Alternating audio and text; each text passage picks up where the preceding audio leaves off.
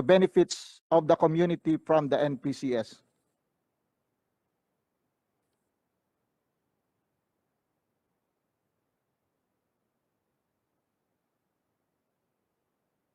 Video, please.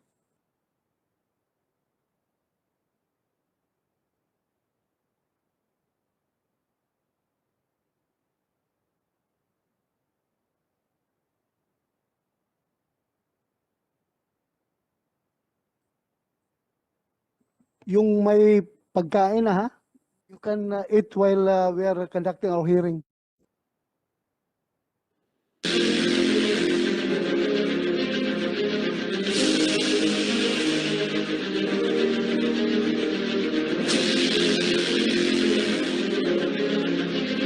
Pakasan yung sound.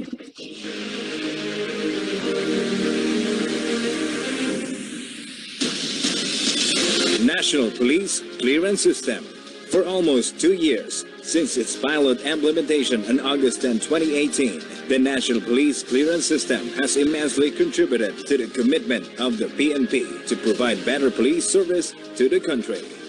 In line with the pronouncement of President Rodrigo Roa Duterte to shorten the processes of government transactions, the PNP launched a comprehensive, streamlined, and efficient system in securing police clearances. Now, the applicants need not wait in line to be processed. All he or she has to do is to register online, set an appointment on his or her preferred police station, and pay online also for the NPCS website. Once the first step is done, the applicant may then proceed to the police station of his or her choice for biometrics capturing and release of his clearance.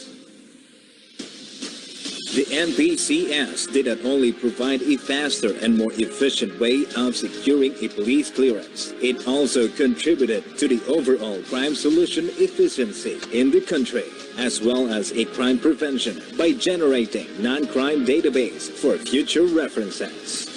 In March 2019, the Directorate for Investigation and Detective Management pilot tested NPCS in all the police stations of the National Capital Region, after which it was expanded across the country and has successfully enabled 186 police stations with a total of 1,711 NPCS trained PNP personnel who are respectively designated as NPCS verifiers, clearance personnel, and help desk personnel.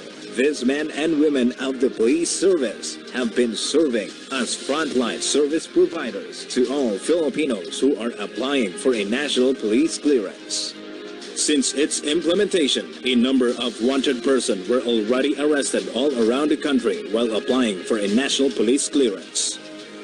This is because of the system utilized by the NPCS to cross-check records, the PNP Next Generation Investigation Solutions, NGIS, which is a conglomeration of computer databases that stores nationwide records of all crimes committed in the country. It enables detection and verification of ongoing cases of existing warrants of arrest anywhere in the country. The PNP will continue to expand this project until all stations are issued with the computer sets with corresponding NPCS trained personnel, which will mark the NPCS full implementation and will be the beginning of employing a modern way to detect and arrest criminals. At present, the PNP is now shifting to the digitization stage of modern policing, and the NPCS is a part of this effort to adapt to modern policing. Through the digitization, the PNP will be able to solve more crimes and conduct more comprehensive crime analysis. The NPCS will also help the organization in building important databases which will help improve the law enforcement arm of the country. Databases of fingerprint, mugshots, data information, and other relative details will be used for a more systematic and effective investigation of crimes. Through these efforts, the PNP ensures that the law enforcement arm of the country is better, stronger, and more advanced than the criminals who are trying to cause unrest in the community. These efforts only prove that PNP is continuously improving and finding innovative ways to serve the country. Let us support the implementation of NPCS and maintain peace and order in the community. for a safer place to live in.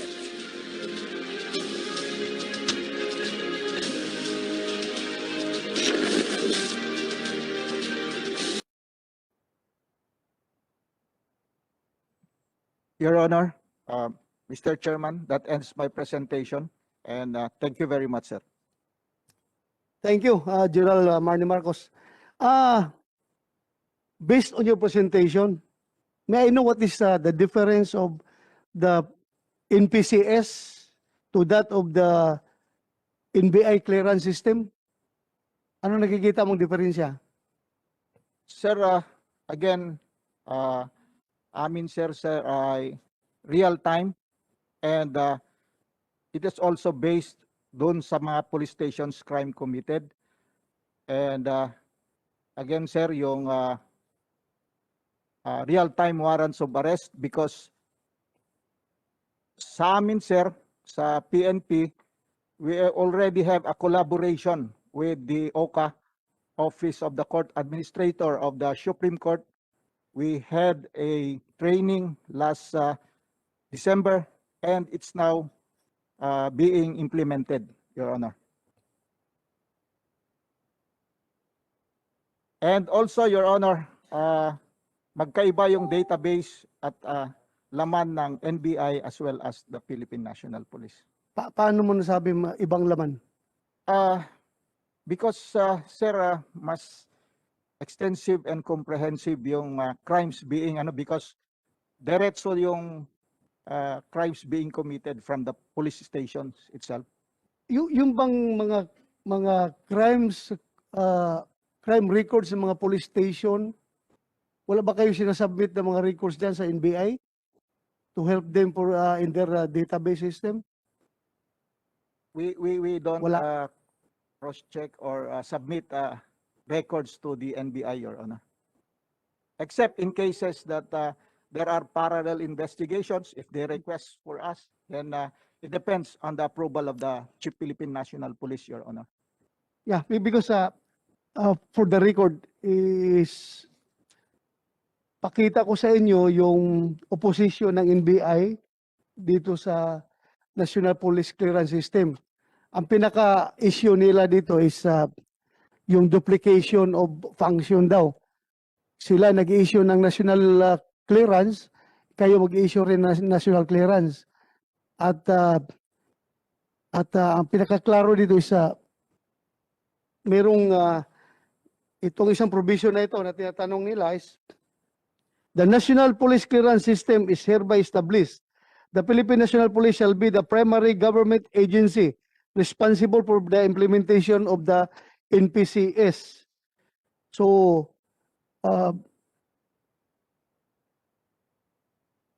baka agawan ninyo sila ng papel. Your Honor, I guess there is no duplication of function. Magandang Again, araw mga kahalaga. Sa video we are ito, not, panoorin natin ang latest news update ng saying ating that, bansa. Pero bago ang lahat, the ay siguraduhin NBI nakapag-subscribe will not ka na. issue At kung hindi pa, NBI just click clearance. like icon, For us, subscription it will be button, at upon bell the icon person para ma-notify ka sa susunod to nating choose video.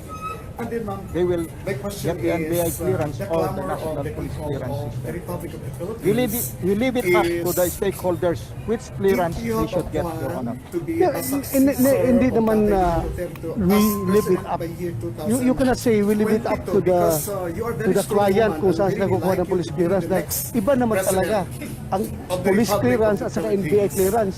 Ever since Yes, na yung mga nangyayari niyan eh. mga Ang police nag-issue ng police clearance, ang NBI naman nag-i-issue ng NBI clearance. Hindi naman sinasabi na you can choose either of the two. Dahil required man talaga yan sa, lalo sa mga employment, kukuha ka ng police clearance, kukuha ka rin ng NBI clearance, di ba? So, hindi ibig sabihin na pag nandito na yung National Police Clearance System ng PNP, hindi na sila kukuha ng NBI clearance. It is still required by the companies who are hiring their employees. So, You are right on that, Your Honor. okay, para maklaro natin ito, may we hear from Attorney Lavinia from NBI? Para ma-discuss natin itong opposition niyo dito. Attorney Lavinia, you are recognized?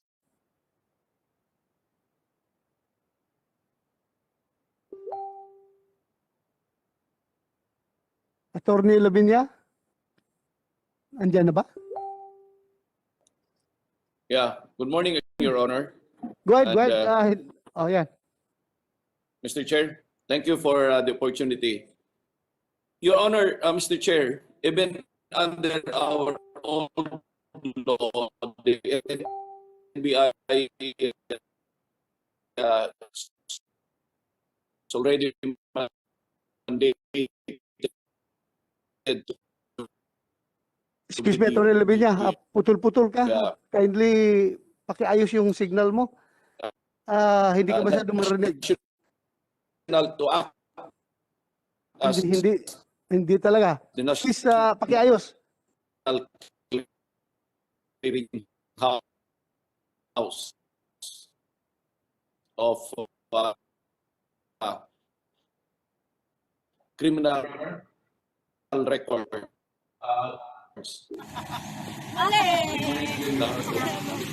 Under the Sorry, Hindi, Attorney Lavinia. Hindi talaga. Pakiayos yung signal mo. public 10. Ay, ano sa inyo tanan? Technical? Yan, kita sa Karay, Wow, Patrol Vlog. We are mandated to maintain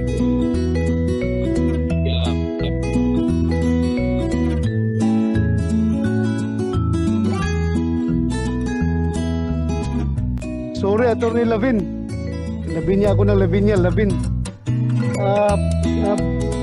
Napuputol ka? Hindi ka pakiayos daw yung signal nyo?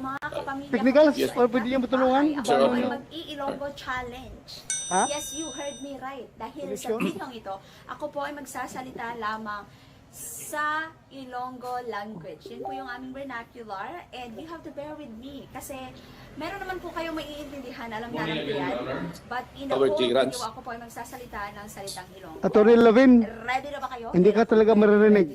Yung signal nyo, napakahina. Hello! It's okay, Your Honor. Sige daw. Before I forget, mga kapamilya, Honor, kapatid, kapitbahay, ang salitang Ilonggo Sige daw, po sige. Okay na? ay hindi lang siya pure na Your Honor, magsasalita pala ng Ilonggo. Kasi po yung aming lingwahe ay medyo mix ng medyo may konting Espanyola and other Bisaya terms. Kaya you have to bear with me. Sometimes nag-i-Ilonggo English din kami.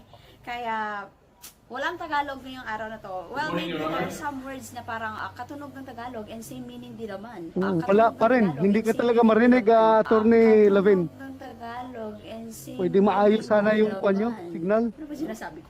Yes. So, let's do this. I can do this. I can do this. Go! Your Honor, good morning. Magungko kita diri kag mag-istoryahanay kita. Sige daw, sige. Go ahead. Terminolohiya Yeah. sa Ilonggo ang ginatawag. Ay, Diyos ko Lord. Diba? Diyos ko Lord ako. Good morning, Your Honor. Ay, Good morning, good morning. Ay, Please, go ahead. Balik mo sa kwan, yung simula, yung Sama na na siya. hindi namin narinig Siyempre, dahil walang Ilonggo signal. Yan. challenge ini. Pakiulit, please. Dapat, Yes, tuluan Honor. ko man kamo sa terminolohiya. Medyo signal lang problema but not our NBI clearance, Your Honor. I rest assure you of that, Mr. Chair. Kung paano kami magkamyaw. sa Sige, aming go ahead, sigaw. please. Parehas Your na Honor, lamang we sa have submitted our opposition to some provisions of the draft bill as regards the establishment of the National Police Clearance System. In particular, since our old law, Republic Act 157, and even under our new law, Republic Act 10867, we are mandated by the both laws to act as the national clearinghouse of criminal records. Also, under the new law, we are mandated to establish a modern clearance system. That is why we are registering our opposition insofar as the establishment of the National Police Clearance System, as it impacts negatively on the provisions of the both laws, especially on Republic Act 10867. I understand in the explanatory note, if this is only to integrate the local databases of the police clearance system, then we have no issue with that, Your Honors.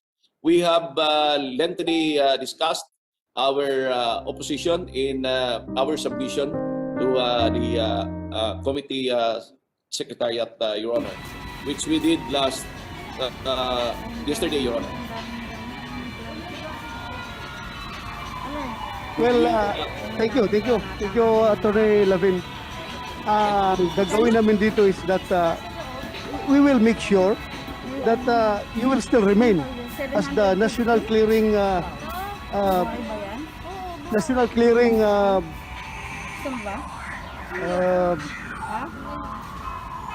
clearing house of all the criminal records. Then itong sinited nyo na provision dito na the National Police Clearance System is hereby established. The Philippine National Police shall be the primary government agency responsible for the implementation of the NPCS. Siguro kung natitreaten kayo dito na maagawan kayo ng papel ng PNP as far as National Police Clearance is concerned, pwede natin tanggalin itong provision na ito. Pero ang ibig sabihin lang kasi dito, sila mag-implement sa kanilang sariling clearance na NPCS naman, hindi naman yung national clearance including NBI. NPCS means National Police Clearance System. So, yun lang sa kanila. Ayusin natin ito na hindi kayo maagawan ng papel ng PNP as far as being the National Clearing House of all the criminal records, kayo pa rin. But ang gagawin na natin dito is pagbigyan natin ang PNP na ma-integrate nila, ma-nationalize nila yung kanilang clearance system dahil sa ngayon talaga katawa-tawa yung PNP, kawawa naman, nakakahiya. Mag-i-issue ng police clearance sa isang kriminal na may record sa kabilang municipal police station dahil hindi integrated, pupunta sa isang station, magkagawa siya ng police clearance. So, ibig sabihin, lukuhan itong nangyayari ngayon pag localize. Ang habol lang na PNP dito is para magiging credible ang kanilang trabaho at maganda yung kanilang delivery ng basic services but not to compete with you. Kayo pa rin ang mananatiling National Clearing House. Ang sa PNP lang is gustong ma-upgrade yung kanilang systems para hindi sila katawa-tawa sa mga kriminal.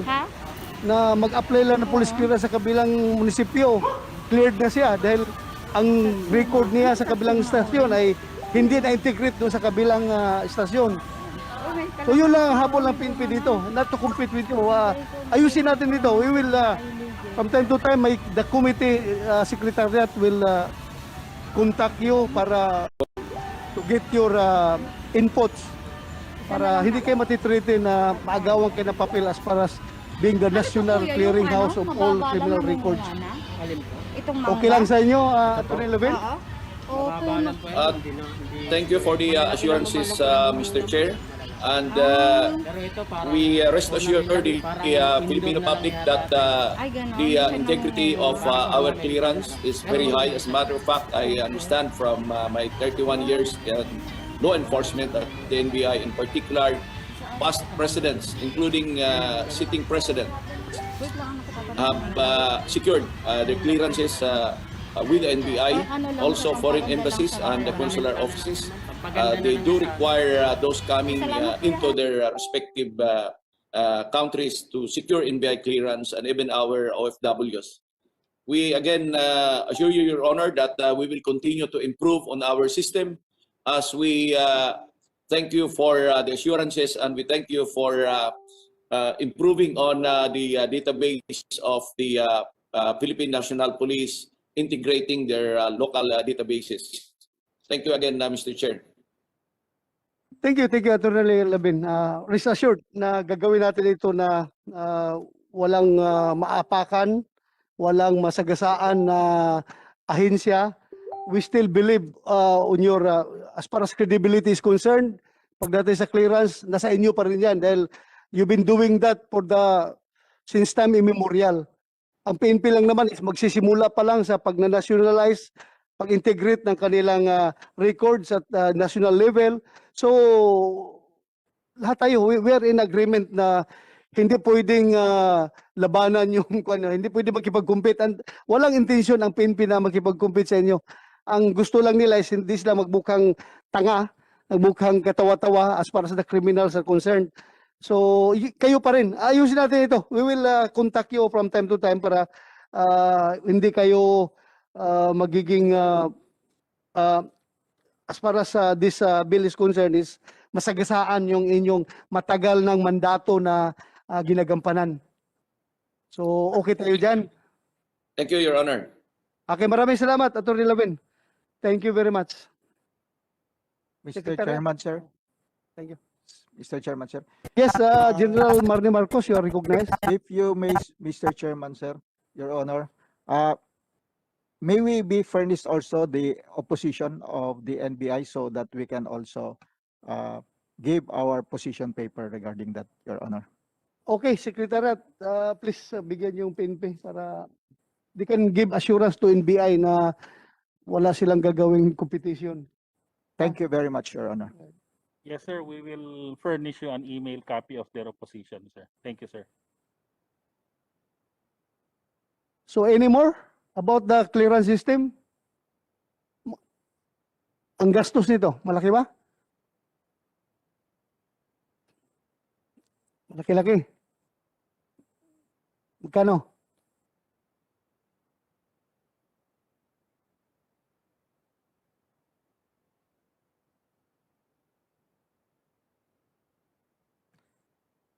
At present, sir, we only have 200 NPCS-enabled stations nationwide, and we have to follow up 1,566 police stations nationwide, and we need around half a billion pa dito, Your Honor. So 470,000, 470 million, Your Honor.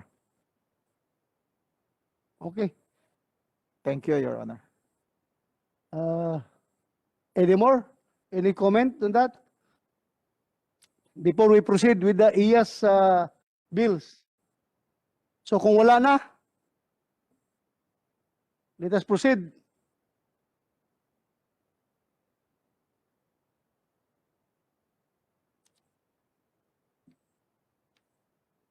At nandito yung kwan, nandito yung DILG. Si Yusik Echeverry. Yusik Echeverry, you want to give your inputs about the national clearance system? We will yield to the wisdom of Si Yusik Rico Judge Echeverry. Mr. Chair. Go ahead, Yusik.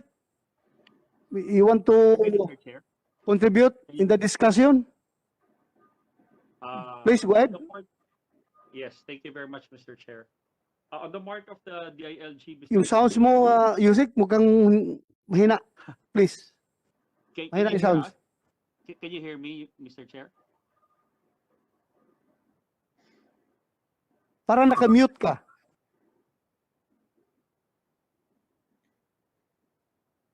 Mr. Chair? Can I...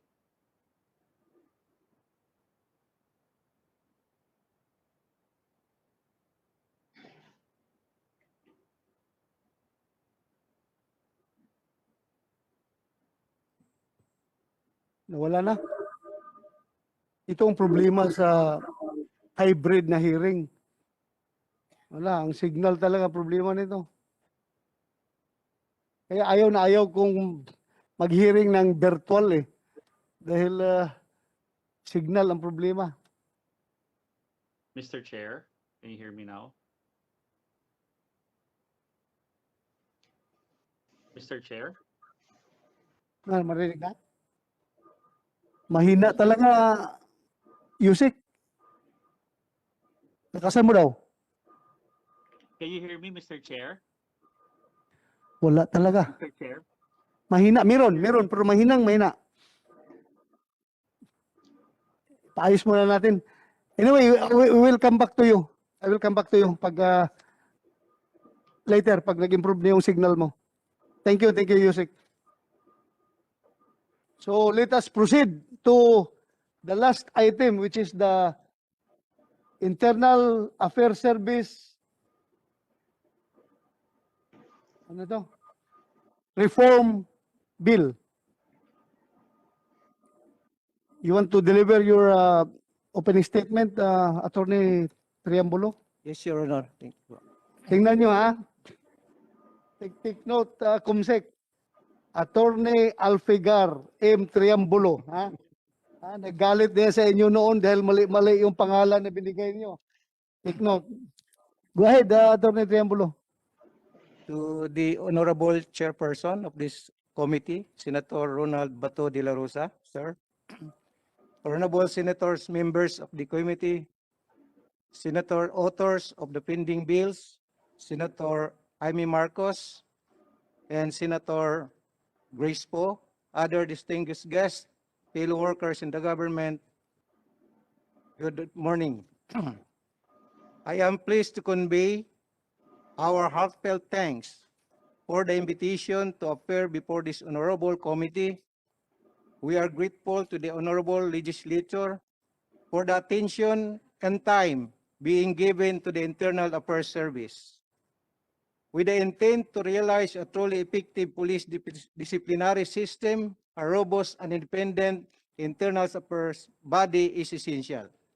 Along this line, if this honorable committee will allow, we are respectfully submitting the IAS proposal. On the rationale of IAS proposal, IAS is seeking to remodel its organization to achieve its goal in making its public service much more effective, efficient, right-based, and truly people-oriented. What IAS wants is what we all want, to be on par with the world's best when it comes to serving the public and its interests. The IAS must be independent and impartial so it will be able to fulfill its mandate without the pressure of police tradition. In the proposed sit-ups, the IAS will be more effective and independent and impartial agency with investigative, inspectorate, and disciplinary powers. It will be strengthened in terms of its organizational placement for it to function fully as the police of the police, police watchdog, and guardians of integrity. The proposed IAS organizations is also an administrative legal experiment embodying the concept of embedded autonomy, which we borrowed from political economy and kung public nagustuhan mo ang video, administration. Dili In our man siguro administrative tanganahan taxonomy, mudagan kung walay the mo boto na SILG's department walay mo suporta who acts lang katao ex officio as the chairman of the National Police Commission, which is collegial body. The PNP, on other hand, is a bureau which the NAPOLCOM administers. On the other hand, the proposed IAS does not squarely fall magandang araw under mga the kahalaga. specific Sa video, taxonomies in the Administrative Code of dating 1987. video. What could effectively cover the sense of the IAS organization is the all-encompassing term of agency. It is not only a disciplinary body, but also as the management body concerned with transparency, accountability, performance effectiveness, operational efficiency, and readiness, and service quality improvement in the PNP. If the IAS will be removed from being embedded as a result of its attachment to the NAPOLCOM, it may fail to capture the realities going in the PNP and become ineffective in being the internal affairs body. Thus, the IAS must embrace the experimental concept of embedded autonomy. Through this, we localize our foreign inspiration, where the IAS must take the nature similar to how a non-departmental public body is organized, which means that it administers and operates its own with full independence, yet at arm's length of the responsible department secretary, who only oversees it and sponsor its proposed appropriation. The appropriation, if approved, are released directly and automatically to the non-departmental public body. Without such independence, our achievements however large and significant, are apparently marred by irrelevance and effectiveness since they are merely recommendatory. Indeed, the IAS in its present form is institutionally and bureaucratically captured. Then again, our independence should be tempered in a way where the IAS remains to be abreast with ongoing matters with the PNP. Finally, most of the provision in the IAS proposal are carefully written, representing our learning from our own experience, as well as our study visits in Los Angeles, the United Kingdom, and our continuing partnership with our domestic and foreign counterparts. They present clarification of the old provisions, as well as the complete overhaul of those we need revision according to the call of times. With this rationale, it is our fervent wish that the IAS proposal be given due consideration by this honorable committee. Again, we express our support to the legislative measure on certain views on specific matters that we could discuss further as we go on this hearing. Thank you, Mr. Chair. Thank you, Attorney Adrian Bulo. At this point, may I recognize My question is the representative from Civil Service Yes, regarding their opposition to some provisions of this bill? good afternoon, Senator De La Rosa, and the other senators present. I'm Attorney Ariel Ronquillo, Assistant Commissioner of Civil Service Commission. Yes, go Good ahead, afternoon. sir. Yes, sir. Good afternoon also to the other resource persons present in today's hearing. First, Your Honor, Mr. Chair, may I clarify that the Civil Service Commission fully supports the effort to modernize our PNP, and we also support these bills, strengthening the internal affairs service of the Philippine National Police. We just want to have some comments on certain provisions in the light of our mandate as the central HR of the Philippine bureaucracy. So may I be allowed to proceed, Mr. Chair? Go ahead, go ahead. On Section 4 of SB 1385, it states that the National Police Commission may establish such other offices that are deemed necessary upon the recommendation of the Inspector General. We are of the view, Mr. Chair, that this may not be germane with the primary purpose of the law, which is to strengthen the IAS as an independent office of the Philippine National Police, as stated in Section 2. Accordingly, we propose that the provision should be harmonized to reflect the real intent of the proposed law.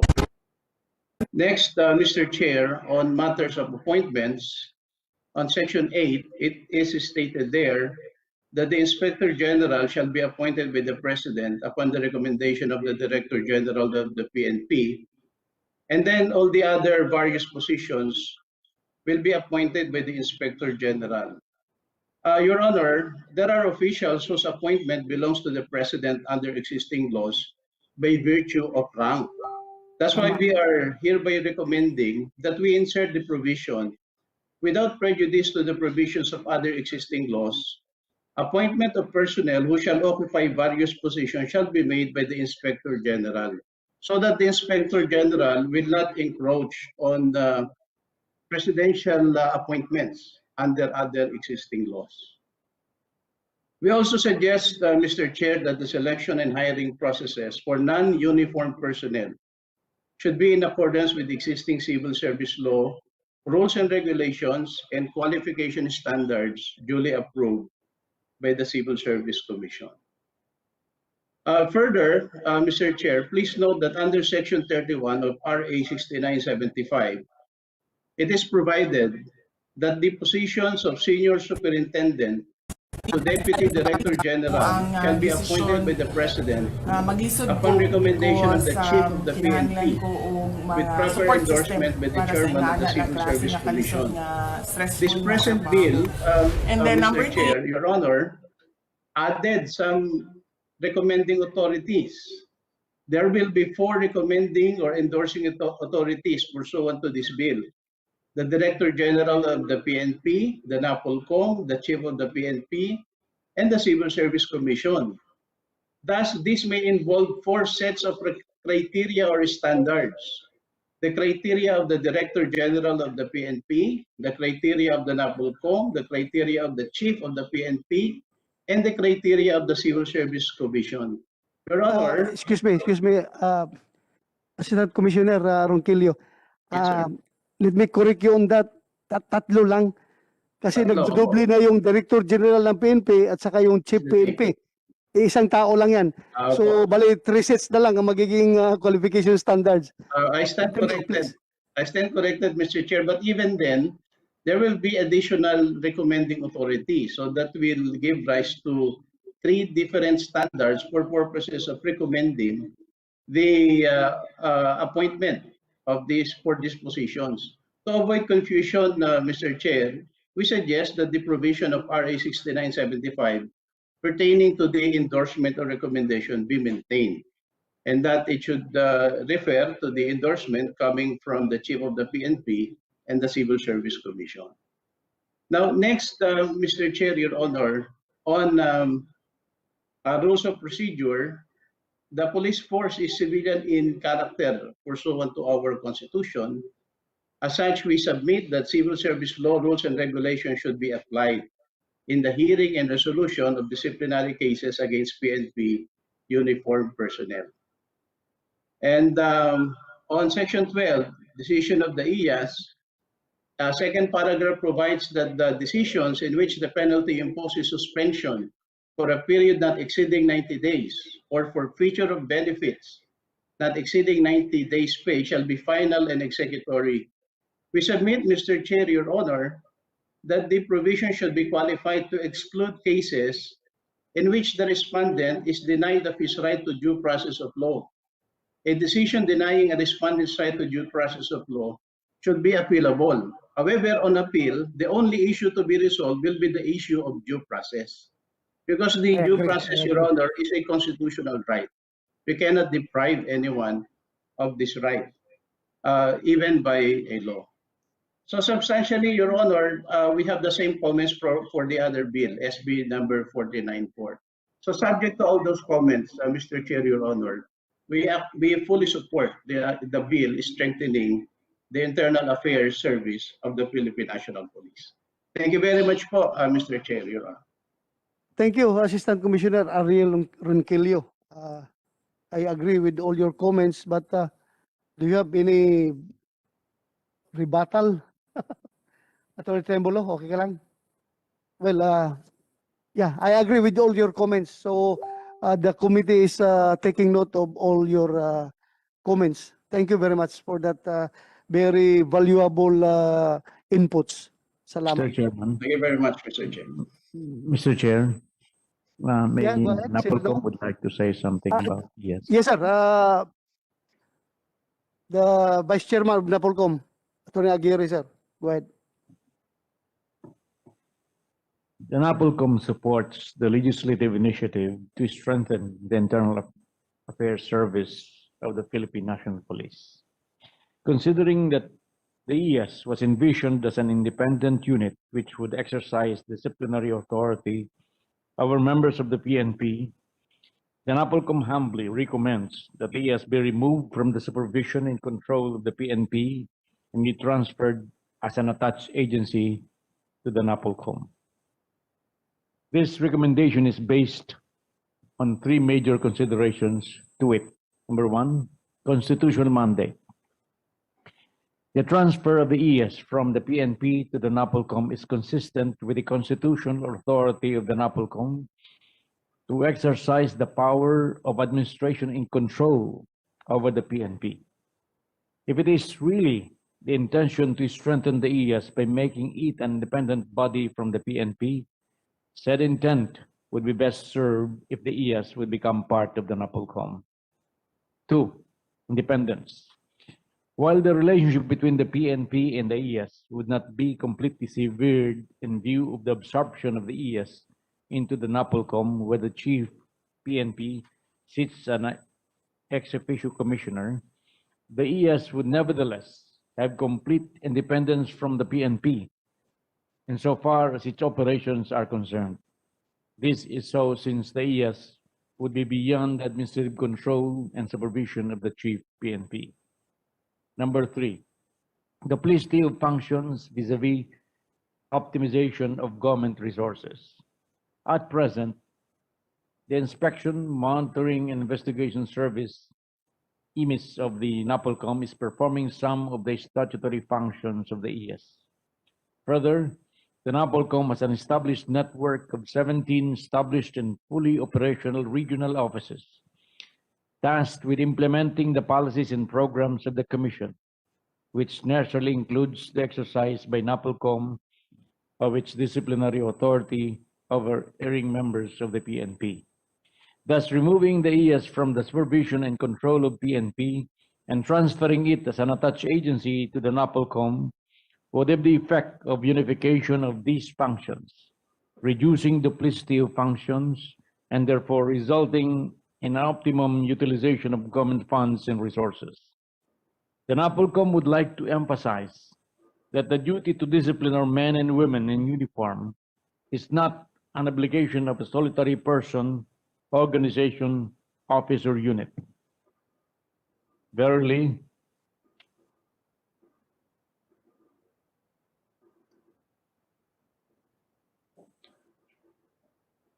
more than the creation of additional offices or positions who shall exercise disciplinary authority over uniformed members of the PNP, what is imperative is the clear-cut delineation and harmonization of authorities of the various disciplinary authorities exercising jurisdiction over the PNP. Furthermore, in keeping with the intent to grant independence to the IAS, we support the granting of adjudicatory power to the Inspector General of the IAS, whose decisions, resolutions, we propose be made appealable to the NAPOLCOM and Bank. We likewise propose that the decisions of the NAPOLCOM and Bank and the exercise of its original and proposed appellate authority be made directly appealable to the Court of Appeals instead of the Civil Service Commission, owing to the peculiarities involved in the discipline of men and women in uniform, albeit their being members of the civil service. Finally, it is respectfully recommended that the IAS be bound by the rules of procedure promulgated by the NAPOLCOM and the exercise of its summary dismissal and disciplinary powers. It bears to stress that ever since the advent of Republic Act 6975, it has been the NAPOLCOM that has been promulgating the uniform rules of procedure being observed by all the disciplinary authorities exercising jurisdiction over members of the PNP. Based on our experience, having uniform rules of procedure has contributed greatly to streamlining the process and procedures in the administrative cases against erring PNP members. In this regard, in the event of passage of this vital bill, we respectfully recommend inclusion of a provision mandating the NAPOLCOM to promulgate, upon due and proper consultation with all stakeholders concerned, a uniform rules of procedure to be observed by all disciplinary authorities of the PNP. That's all, Mr. Chairman. Thank you very much, sir, for that very valuable input. In a reaction from Attorney Triambulo, the Inspector General of IAS. Thank you, Mr. Chair. Thank you. All the comments and inputs from the vice chairs and executive officers of the National Police Commission, Mr. Chair, are all embodied in our proposal, save on the where the who will supervise the internal upper service, so that yung gusto nating maging truly independent and autonomous, saan mabilong, no? So we have our proposal, yung tinatawag na embedded autonomy, like yung nakita namin doon sa United Kingdom, Your Honor, during our study. So yun ang ano namin. And NAPOLCOM, their inspection and monitoring services and investigative power will remain as an external body because IAS kasi ito internal, dapat nasa in the PNP organization. So it serves an internal affairs body ng PNP, Your Honor. That's all, Your Honor. Mr. Chair, may be right. Thank you. We take note of your comments. Tama nga naman, Internal Affairs Service. So it should be internal to the PNP. If you place that under the NAPOLCOM outside the PNP, it is already an external affairs. I'm not so sure of that. But anyway, we are taking note of your comment. Yes, Your Honor. All naman organization set up is within the police organization, ang internal affairs. That's why it's called internal affairs service or Mr. body. Chair. Okay. Mr. Chair. So is that what you learned from your experience study abroad, ha? Saan yan? UK model yan? How about America, yung US? Sa Los Angeles, Your Honor. And we also have discussion with the internal affairs service with the Spain, Your Honor. Okay, thank you. We are taking note of all your comments and this committee will study them further.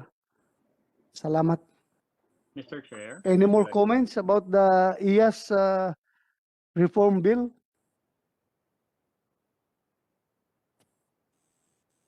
Wala na? Mr. Chair. Mr. Chair. Kasi meron ako nakita dito na yung regarding sa sinabi ninyo na gusto ninyo na meron kayong quota or slots from among the new PNPA graduates na mapunta sa IAS. Tapos, sa bandang dulo naman, may nakita ko doon na ang requirement ninyo na pwede maging membro ng IAS must have not less than 5 years of actual law enforcement service. So, yung graduate ng PNPA, kailangan ma-expose muna yun sa labas ng 5 years law enforcement duty bago pwede maging membro ng IAS. So, may conflict doon sa bill na yon. Kasi paano ka mag-allocate kaagad ng fresh graduate kung kailangan pa ng 5 years? Di ba? 5 years na law enforcement service. At saka I don't recommend, hindi maganda. Pagka-graduate pa lang niya sa PNP, diretso kaagad sa IAS. Di ba? How can you correct people kung wala kang actual field duties, wala kang field experience, tapos kung sino-sino ka dyan, manita ka sa kapwa mo pulis, wala ka palang dinaanan na, wala ka palang alam na trabaho sa field. Tapos kung manita ka, akala mo tama ka. But anyway, let's check on those provisions. Napansin ko yan, conflicting provisions. Hindi, yung kay Kwan nata, yung kay Senator Grace po or Marcos? Kay Senator Marcos. Nakikinig ata Senator Marcos ngayon. Sige lang, hintayin natin mamaya. Yes, go ahead. Yusek Echeverry. You have the floor. Thank you very much, Mr. Chair. Can you hear me now? Ganun pa rin. Can you hear me now? Mr. Chair. Marinig ka, Yusek, pero masyadong mahina. Masyadong mahina. Nakasan ba? Can you hear me now, sir? Mr. Chair, can you hear me now? Maganda na yung signal mo eh. Klaro-klaro ka na eh. Ang sounds na lang talagang problema. Yung volume.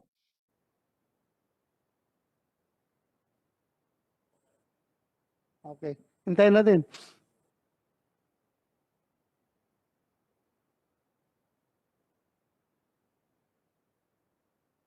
While waiting for Yusek Echeverry, meron lang akong bigay na gunting kuwan sa IAS. Ito mo isang silent picture sa kay Senator Marcos na bill 1385. Isang silent picture dito. Powers and functions of IAS. Proactively conduct inspections and audits on PNP personnel and units. Alam mo, ito attorney, lahat naman tayo galing sa field, di ba? ito, wala problema to, okay ito. Wag lang minsan naabuso ng IAS yung, noon pa, nung tiniente pa kami, mga kapitan, major. Yung sige ng inspection ng IAS, kaya ginanahan ba kasi may litson palagi na hinahanda ang police station. So, buisit talaga ako noon. Sabi naman, nandyan na naman yung IAS, mag-inspection. Kasi may litson pag mag-inspection. So, I hope hindi na ito pinapractice ngayon. Kasi noon talaga, sabi ko, sir, kung hindi kumpleto yung tao ko dito ngayon, sir, dahil may ongoing kaming operasyon doon sa barangay na yun, ongoing sila. No, hintayin namin. Kailangan i-account namin ito lahat. Kung hindi ito ma-account, sabi ko, hindi mo nakaintindi. Hindi siguro dumaan ng field itong tao na ito. Hindi mo siguro ito naging field officer kasi hindi ba makaintindi na may trabaho pa yung police. Tapos gusto talaga niya papuntahin, mag-uniforme ka agad para inspekin niya. Lahat, dala-dala yung mga baril. Sabi ko, sir, baka pwede na lang, pahabol na lang namin pag matapos ang operasyon, papuntahin namin sa opisina mo. Hindi, hintayin namin dito. So, while naghintay, sige na naman kami offer ng snacks hanggang sa nahapon na, nag-offer na kami ng mainom para na talaga ma-please yung taga-IAS. Anyway, kuwan lang yun, mga experiences yun na noon, sana wala na yan ngayon ha, with you around as Inspector General ng IAS. Go ahead. Nag-retire na yata yun, sir. Kilala mo ata. Napulkom ka pa noon. Yes, sir. No, napulkom ka pa noon. Tapos yung taga-IAS doon, sige Yes, sir. na lang inspection. Wala na katapusang inspection. So, isipin mo, yung buong region, ikutin niya araw-araw para lang, sabi ko, ma-high blood ka sana sa kakain ng litson dyan na... Go ahead. Sir, we have many reforms, sir. In fact, especially doon sa mga kaso, meron din yun, sir, no? Napatanggal ko na yung 3 lawyers doon. May 3 ding kernel na nahuli ko dyan. So, nalinis ko na yan. Saka meron kaming edit technology na lahat ng folder. Kasi dati, sir, nawala yung folder kasi binibenta doon sa respondent. Ngayon, meron kaming CMIS, yung monitoring ng kaso. Once na-receive, na-enter sa computer, it was funded by PPSLine ng 35 million. Ang kagandahan nito, sir, kaya mabilis na ngayon ang IAS, nasa 40 days lang natatapos na or 30 days. Kasi, sir, pag yung nag-alarm ito, pag yung sa timeline ng investigator, prosecutor, sa hearing officer, pag hindi nila natapos doon sa within timeline, nag-a-alarm po to, sir. Sa computer? Yes, sir. Nakikita, ganun. Opo. Tapos, gawin niya, patayin niya yung computer. hindi, sir. Hindi niya, tuwing mag-open yan, sir. Kahit tuwing mag-open siya. Kaya, mag-open. kasi later on, sir, meron kaming phase 2, yung may feedback mechanism sa tao kung saan na yung kaso niya. At saka, i-connect na namin sa cellphone, sir, para pag hindi siya magtatrabaho, punta siya sa mall. Pag yung gamitin niyang cellphone, mag-alarm po yon kasi natulog yung kaso. Sabi, tamad. Kaya mahiya siya, sir. Pupunta siya doon sa ano. Yes, sir. Now, with regards sa inspection, sir, meron kaming 3 ginawa sa inspection. No, para hindi ma-abuse sa aming mga provincial IAS, ano to, sir, meron kaming to assist the state of discipline, no? Embedded to sa ating internal cleansing, no, sir. Kasama dito, sir, hindi lang ma-inspection yung IAS, kasama yung R1, saka yung local government kasi later on yata, sir, i-anchor to sa pagbibigay ng local government ng seal of good governance. Kailangan yung police nila mayroong seal of good state of discipline na i-award ng IAS. Composition to ng validation team. And then meron din kaming sir, yung performance audit na. Ito naman din, sir, ay hindi to IAS lang ang para hindi patakasama yung stakeholder namin. Dahil sa performance, sir, sinasama na namin tong mga nagkikriticize sa PNP para maliwanagan doon sa mga issue na binubrought up nila. And then meron din kaming isang inspection, sir, official readiness to address pertains to the terrorism, insurgency, disasters, and other crises, sir. Kasi yun yung mga bago ngayon, sir. Kaya we need this bill, yung aming mga structure dito. Kasi in fact, yung mga programs nandyan na, yun lang tatrabaho ng mga tao. Kasi we need statistician, process developer, yung may mga management background, to supplement doon sa uniform, sir. Kasi they will train ng law enforcement. Pero ito kasing trabaho ng IAS is highly technical kasi quasi-judicial function saka pag nag-speaks and audit ka to assist the effectiveness ng isang station, yung readiness saka yung state of disciplines, you need yung mga ano sir, yung mga highly technical people. So yun po yung ano namin sir. Kaya we need badly this ano sir, yung bagong bill ng IAS. Okay, thank you. Maganda yung kwan best practices ninyo. Tamad. Mag-alarm yung cellphone. So hindi siya makapasyal ngayon sa mall, uwi siya sa opisina, mabalik sa opisina, ayusin niya ang kaso. Very good. I commend you for that. Magandang sistema yan. So, any more for IAS? Wala na? Si Yusek Echeverry pala. Yusek Echeverry. Pasensya ka na, Yusek. Kanina ka pa pabalik-balik. Kaso, yan. Sige daw, try daw. Go ahead. Wala na naman talaga, Yusek. Yung microphone mo, baka kinagat na ng daga yung linya. Wala sayang. Can you hear me now, Mr. Chair? Yan. Sige, lakasan mo.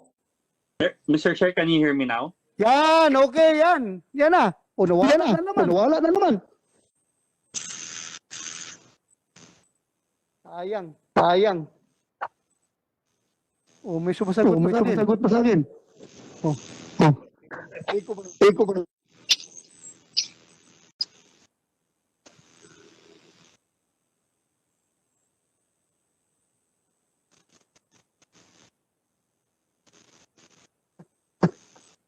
Music.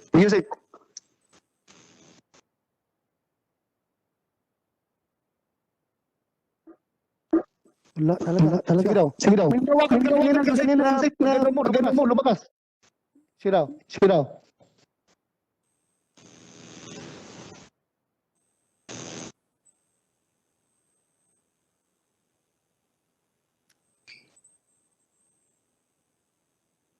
Mr. Chair, can you hear me?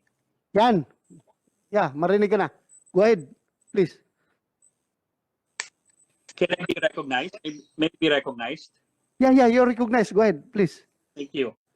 The Department of Interior and Local Government interposes no objection to the proposed bill.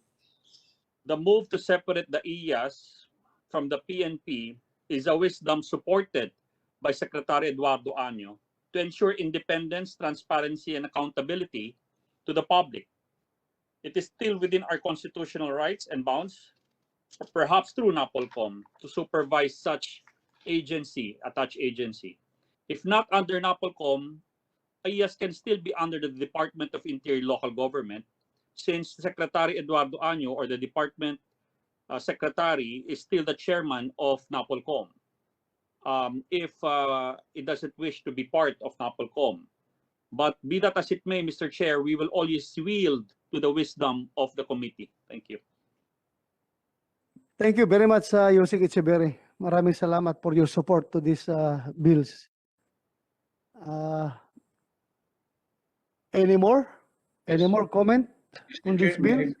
May be recognized. From the Go ahead, Civil sir. Okay. Civil Service. Go ahead. You are recognized. Mr. Chair, I just want to register our reservation on the proposal earlier that the Civil Service Commission be practically excluded from the loop when it comes to disciplining police officers. In our position that we have submitted to the committee, we suggest that the CSE should be allowed to maintain its concurrent original disciplinary jurisdiction over police officers, considering that they are civilian in character. And also, we have reservations on the proposal to make the decisions of the NAPOLCOM directly appealable to the Court of Appeals. While we understand the unique functions of our police officers. We should understand, however, that the decisions involved here are administrative cases, and the Civil Service Commission has a constitutional mandate when it comes to the disposition of administrative cases in the bureaucracy. So we maintain, Mr. Chair, that the CSC should remain its appellate power over decisions involving administrative cases of our police officers. That would be all, Mr. Chair. Thank you very much. Thank you very much, ASEC Ariel Ronquillo, for that very good input. But alam mo, tayo, pag-usapan nga natin ito dito. Tayo lang naman nandito sa harapan, ha? Alam nyo, isa yan sa, with due respect to all agencies concerned. Nirespeto natin lahat ng ahensya. They're doing their mandates. Pero kung ikaw ay isang pulis, o kaya naging pulis, isn't it confusing na ang daming ahensya nagre-regulate, nagko-control ng PNP? No, you have to contend with the Napolcom Memorandum Circulars. You have to contend with the Civil Service Law. But it's reality. But sana kung kagaya ng armed forces, bakit napakadali lang disiplinahin yung kanilang tao? Dahil isa lang. It's only the chain of command na magdisiplina sa kanilang tao. Tapos, sa PNP, ang daming regulating, controlling agencies na nagkukontrol sa PNP. May kasabihan nga na too many cooks spoil the brew. Bro ba yun o bro? Ha? Spelling. Spell nga. Ha? Broth. B-R-O-O-T-H. Di ba? Broth. Ha? May H ba? B-R-O-T-H. Sa Bisaya, ano yung broth? Sabaw? Lugaw o sabaw? Sabaw, oh. Too many cooks spoil the broth. The broth. Ang dami. Meron kang civil service, meron kang IAS, meron kang Napolcom, meron kang PNP command, yung PNP commanders, meron ka pang pleb, meron ka pang mga local government executives, chief executives, mayors, governors. Alam nyo, tuliro ng pulis. Hanggat sa sobrang tuliro, sa daming nagbabantay ng PNP, bakit ganun pa rin ang ugali ng PNP? Oh, that is worth examining, ha? That is worth contemplating. Bakit, despite the number of regulating agencies, disciplinary mechanisms ng PNP, bakit ganun pa rin pag-ugali ng ating kapulisan? Compare it with the military, sa armed forces, isa lang yung kanilang disciplinary mechanism. Isa lang yung kanilang nagbabantay sa kanila. As far as discipline is concerned, is the chain of command. Pero dito sa atin, ang dami. So, it's worth examining. Ewan ko. Dahil nga, civilian na tayo, please go ahead, Attorney Tremolo. Sir, I'm the Vice Chairman of the Internal Cleansing Committee ng PNP, sir. No? We address already the issue. And we have this internal disciplinary mechanism sa PNP, sir, wherein the Internal Affairs Service will create an office to entertain or to gather all information, whether positive or negative feedback from the people at large. Then this, pag yung complaint, ipaprocess natin for punitive. And then after ng na-punitive, i-rehabilitate natin yung police bago siya pupunta back to the service kung hindi siya na-dismiss.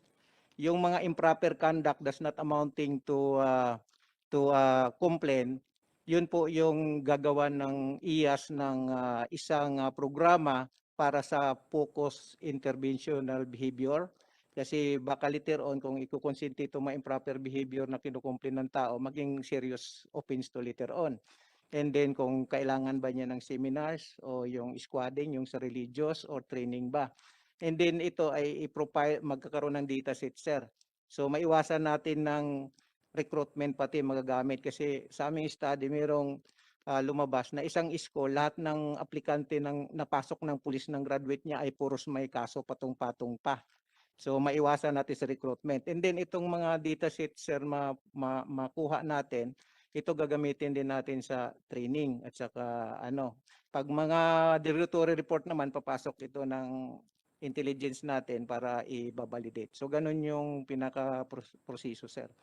So ngayon, meron tayong, as of now kasi sir, hindi tayo makapagawa ng magandang programa to address itong mga behavior kasi yung state of discipline kasi wala man tayong source ng gathering ng data. So ito yung propose ng IAS na to capture all information.